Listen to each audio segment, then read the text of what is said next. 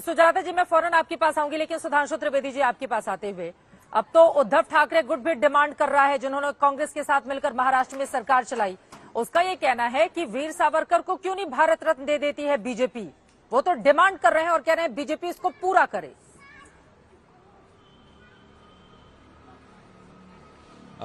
देखिए, जो बात अभी राहुल जी ने कही, सावरकर जी, उन्होंने कहा दो लोग हुए, वीर सावरकर हिंदू हृदय सम्राट हुए, फिर बाला साहब ठाकरे जी। पर यही तो समस्या है, दोनों की विरासत वालों ने उनकी गौरवशाली स्वर्णिम विरासत के साथ जो धोखा किया, जिसकी वजह से आज स्थिति हो गई कि भारतीय जनता पार्टी से अपेक्षा की जाती है कि सावरकर जी को सम्मान देगी तो भाजपा, और बाला साहब ठाकरे जी को सम्मान देगी तो भाजपा। यह अपने आप में इस बात का प्रमाण है कि इतने लंबे समय तक हमारे साथ सत्ता में रहने के बाद शिवसेना ने कभी यह विषय नहीं उठाया। बल्कि मैं पूछता हूं, अभी पिछले वर्ष जब सावरकर जी की जयंती पे संसद भवन में उनके तैल चित्र पर माल्यार्पण करने जाया जाता है, ये शिवसेना के कितने और कौन से महत्वपूर्ण नेता आए?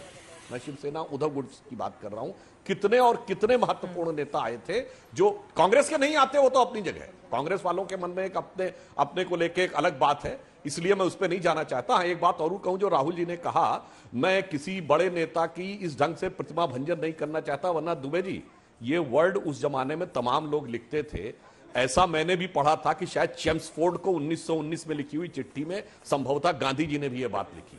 एक फैक्ट और आपको कोट कर दूं, मौलाना आजाद को तो मानते हैं ना, आजादी के समय कांग्रेस के अध्यक्ष थे।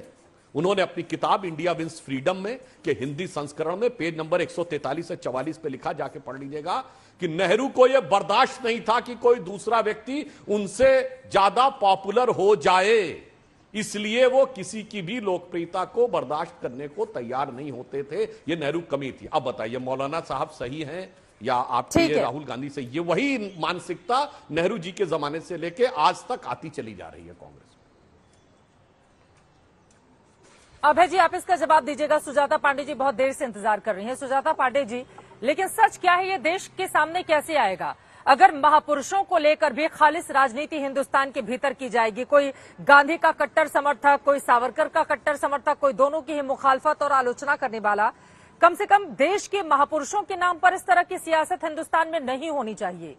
हम क्या दे रहे हैं अपने आने वाली पीढ़ी को, यह बड़ा सवाल है। कोई बीच का रास्ता इस पूरे मामले में क्यों नहीं निकलता है? अगर इस तरह की सियासत जारी रहेगी तो इतिहास को लेकर बार बार बहुत तरह के सवाल इन्हीं तमाम लोगों को लेकर पूछे जाते रहेंगे, जिससे नुकसान हिंदुस्तान का ही होगा। जी चित्रा जी, जब तक आप बाएं हाथ से लिखे हुए इतिहासकारों को अपना आदर्श मानते रहेंगे तो ऐसी समस्याएं और द्वंद हमेशा बने रहेंगे।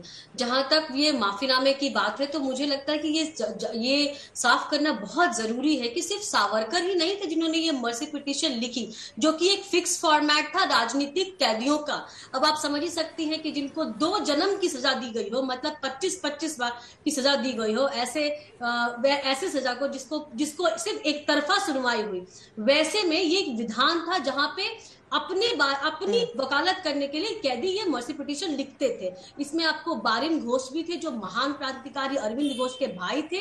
उसके अलावा इसमें सत्येंद्र सान्याल भी थे, जो कि एचआरए का गठन किया। उनका नाम कोई नहीं लेता। खैर, लेकिन सावरकर को निशाना इसलिए बनाया जाता है, चित्रा जी, समझना बहुत जरूरी है, क्योंकि एक तो सावरकर की जो नेशन की थ्योरी थी, वो बेस थी हमारे इतिहास पे, हमारे संस्कृति पे, और वेस्टर्नाइजेशन, एंटी वेस्टर्नाइजेशन थे। मतलब कि वो नकलची बंदर बन के सिर्फ आजादी के समय से भारत का इतिहास ना लिखा जाए, इसके पुरजोर समर्थन से सावरकर। लेकिन ये जो थ्योरी है वो आज के कांग्रेस के थ्योरी से बिल्कुल उलट है। साथ ही साथ वो हिंदुत्व के प्रतीक है। तो जैसे ही आप तुष्टीकरण की राजनीति को सामने लेके चलते हैं तो आपको उस पर आक्षेप करना होता है। लेकिन यहाँ पे एक बात कहना जरूर चाहूंगी कि जब राहुल गांधी ने भारत जोड़ो यात्रा शुरू की थी, तो मुझे भी ये लगा था कि शायद 2 चीजें होंगी। एक, कांग्रेस जमीन से जुड़ेगी और जमीनी मुद्दे उठाएगी, जो कि नहीं, आज की जो प्रेस कॉन्फ्रेंस हुई उसमें वो बिल्कुल उजागर हो गया। और दूसरा, राहुल गांधी के कद में भी बदलाव आएगा, उनके जो साथी हैं उनको दूसरी नजर से देखेंगे। लेकिन जब उद्धव ठाकरे तक, जो उनके सहयोगी रह चुके हैं, उनकी बात से सहमत नहीं होते, तो क्या आपको नहीं लगता कि जो गुजरात में हो रहा है, जो हिमाचल में हो रहा है, कि कद्दावर नेता छोड़ छोड़ के बीजेपी में जा रहे हैं, शामिल हो रहे हैं, तो भारत जोड़ो यात्रा आज फेल हो गई। क्योंकि कांग्रेस कहती रही है कि बीजेपी इतिहास पे चली जाती है, नेहरू पे चली जाती है। अभय दुबे जी से इसका मैं सीधा जवाब ले लेती हूँ। दुबे जी, क्या भारत जोड़ो यात्रा सफल नहीं हो पा रही है, इस वजह से विवादित बयानों की एंट्री करवाई जा रही है? और देखिए, कांग्रेस पार्टी में भी एक वक्त पर नरम दल गरम दल के नेताओं का बोलबाला रहता था। दोनों दो अलग अलग गुट थे, अलग अलग विचारधारा थी, दोनों की अलग अलग सोच थी।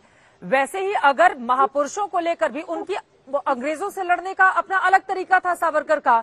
दो बार अगर जिसको इस तरह की सजा दे दी जाए, वो जेल के अंदर रहकर क्या करेगा? कम से कम जेल के बाहर आकर वो हिंदुस्तान की नए सिरे से लड़ाई तो लड़ेगा। इसी सोच के साथ सावरकर ने अपने आप को बाहर करने की कोशिश की, जो दलीलें उनके पक्ष में उनके समर्थक देते हैं। देखिए, आज के कार्यक्रम से एक बात तो बहुत मुखरता से उठकर सामने आई और सिद्ध हो गई कि भारतीय जनता पार्टी और उनके अनुषंगिक संगठनों ने इस बात को स्वीकारा कि हाँ, देश में बेरोजगारी, महंगाई, सांप्रदायिक ध्रुवीकरण ये मुद्दा है।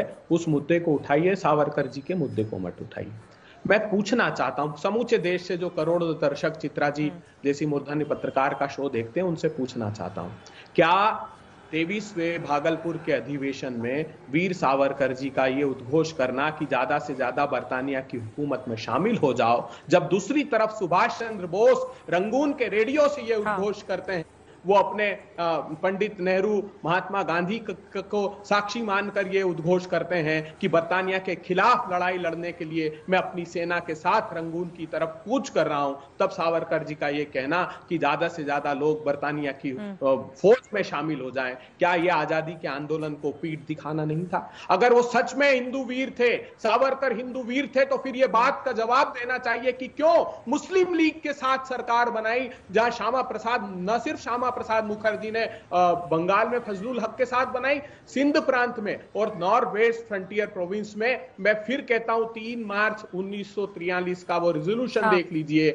जिसमें सरकार में रहते हुए मुस्लिम लीग ने यह पारित कर दिया कि हम पृथक पाकिस्तान चाहते हैं, और उस सरकार से इस्तीफा नहीं दिया, उस सरकार से अलग वीर सावरकर की पार्टी नहीं हुई। तो ना तो फिर ये हिंदू हितैषी हैं, ना ये राष्ट्र हितैषी हैं। उसके पहले के कार्यकाल को, जिसकी प्रशंसा की बात कहते हैं कि महात्मा गांधी जी ने अपने लेख में लिखी या इंदिरा गांधी जी ने डाक टिकट जारी किया, तो जब वो बर्तानिया के खिलाफ लड़ रहे थे तो वो डाक टिकट जारी हुआ, लेकिन बर्तानिया के समर्थन में खड़े हो गए, भारत के खिलाफ और मुस्लिम लीग के साथ, जिसने पृथक पाकिस्तान का प्रस्ताव पड़ा, तो फिर उनको आलोचना सहने के लिए भी तैयार भारतीय जनता पार्टी को रहना पड़ेगा।